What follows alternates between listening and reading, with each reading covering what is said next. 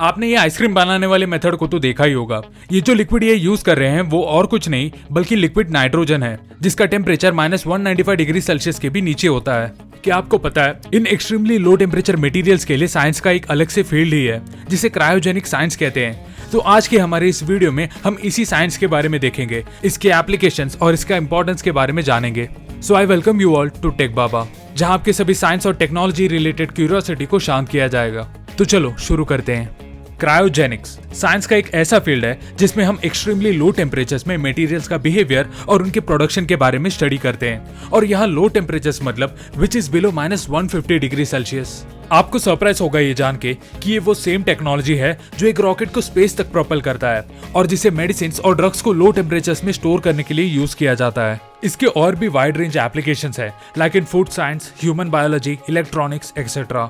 इस क्रायोजेनिक शब्द का अर्थ ही है लो टेम्परेचर। ये क्रायोजेनिक साइंस एक ऐसा स्टडी है जिसमें मटेरियल का टेम्परेचर -150 डिग्री सेल्सियस से लेके -273 डिग्री सेल्सियस तक होता है। इस -273 डिग्री सेल्सियस को साइंटिफिक कम्युनिटी में as an absolute zero temperature refer किया जाता है। एक ऐसा टेम्परेचर पॉइंट जहां मॉलिक्यूल्स का मूवमेंट कंप्लीटली सीज हो जाता है या स्टॉप हो जाता है, और हम इसे मॉलिक्यूल्स के लोएस्ट एनर्जी स्टेट भी कह सकते हैं। इन अल्ट्रा कोल्ड टेम्परेचर्स में एक मटेरियल का केमिकल प्रॉपर्टीज पूरा अल्टर हो जाता है, including strength, thermal conductivity, elasticity and even electrical resistance. इस क्रायोजेनिक फील्ड में किए गए एक्सपेरिमेंट्स के कारण आज हमें मटेरियल साइंस के बारे में एक बेटर अंडरस्टैंडिंग है, and it also has led to many new technologies.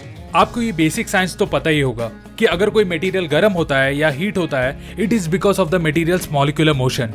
But जब हम इन क्रायोजेनिक टेम्परेचर्स को कंसिडर करते हैं, the materials and its molecules are highly ordered and as static as possible. अब हम इसके अलग अलग एप्लीकेशंस के बारे में पढ़ेंगे। पहले हम देखेंगे कि कैसे हम इस क्रायोजेनिक साइंस को बायोलॉजी और अर्थ के लिविंग ऑर्गेनिजम्स को प्रिजर्व करने में यूज कर सकते हैं। रिसर्चर्स इस क्रायोजेनिक साइंस के मदद से प्रोटीन्स, सेल्स, टिश्यूज, ऑर्गन्स और यहाँ तक कि एंटायर लिविंग ऑर्गेनिजम्स को भी स्टडी कर रहे हैं, और इस फील्ड को क्रायोबायोलॉजी नाम दिया गया है। एंड इन मेडिसिन्स, साइंटिस्ट अपने ऑप्शंस एक्सप्लोर कर रहे हैं for cryopreservation of cells, tissues, embryos, pharmaceuticals and even preserving organs. इस क्रायोबायोलॉजी का one of the most interesting area है क्रायोसर्जरी। इस टेक्निक में एक लो टेम्परेचर स्कैल्पेल या प्रोब की मदद से अनहेल्दी टिश्यूज को फ्रीज किया जाता है और फिर नॉर्मली इन डेड सेल्स को रिमूव किया जाता है, रिजल्टिंग इन लेस ब्लीडिंग। इसी क्रायोजेनिक साइंस की वजह से आज साइंटिस्ट सॉलिड मटेरियल्स और मेटल्स के सुपर कंडक्टिविटी के बारे में सीख पाए हैं। सुपर कंडक्टिविटी मटेरियल्स का वो कैरेक्टरिस्टिक है जो उसे एक स्पेसिफिक टेम्परेचर के नीचे ठंडा किए जाने पर उसका इलेक्ट्रिकल रेजिस्टेंस कम हो जाता है। यही सुपर कंडक्टिविटी फाउंडेशन था for the development of magnetic imaging devices, magnetic energy storage systems, Motors, generators, transformers and even computer parts. चलो अब हम इस फील्ड ऑफ साइंस को फूड प्रिजर्वेशन में कैसे यूज कर सकते हैं ये देखते हैं। जब लार्ज अमाउंट ऑफ प्रोड्यूस को बहुत लंबे डिस्टेंस तक ट्रैवल करना होता है, तब नॉर्मली ये क्रायोजेनिक टेक्निक्स का यूज किया जाता है।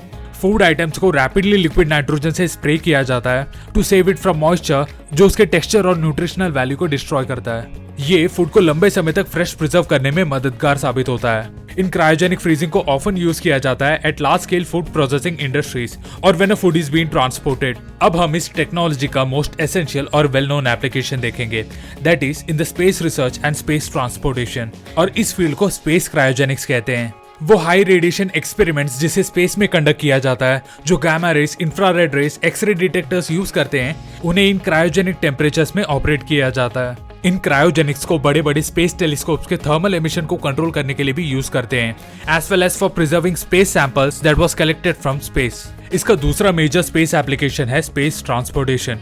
क्या आपको पता है कि एक रॉकेट को लिफ्ट करने के लिए लिक्विड ऑक्सीजन और लिक्विड हाइड्रोजन को ऐसा प्रोपेलेंट यूज करते हैं? ये एक नोन फैक्ट है कि ऑक्सीजन को लिक्विड स्टेट में रखने के लिए टेम्परेचर -183 डिग्री सेल्सियस के भी नीचे होना चाहिए, but when it comes to hydrogen, ये टेम्परेचर -253 डिग्री सेल्सियस के भी नीचे चला जाता है to keep this gas in the liquid form. Since ये लिक्विड ऑक्सीजन इतना एक्सट्रीमली रिएक्टिव और कंबस्टिबल है, इसे हैवी लोड्स को कैरी करने के लिए एज अ प्रोपेलेंट यूज किया जाता है। And well talking about the use of cryogenic technology in India, US के तरफ से हो रहे बहुत सालों के एलिगेशंस और डिसएग्रीमेंट्स के बाद इंडिया ने अपना खुद का क्रायोजेनिक इंजन्स डेवलप करने का डिसीजन लिया था, और बहुत सालों की कड़ी मेहनत के बाद हमारे इसरो के साइंटिस्ट ने खुद एक क्रायोजेनिक इंजन डेवलप किया, जिसमें हमारा देश का renowned scientist doctor Nambi Narayanan का एक बहुत ही बड़ा इंपॉर्टेंट कंट्रीब्यूशन रहा है।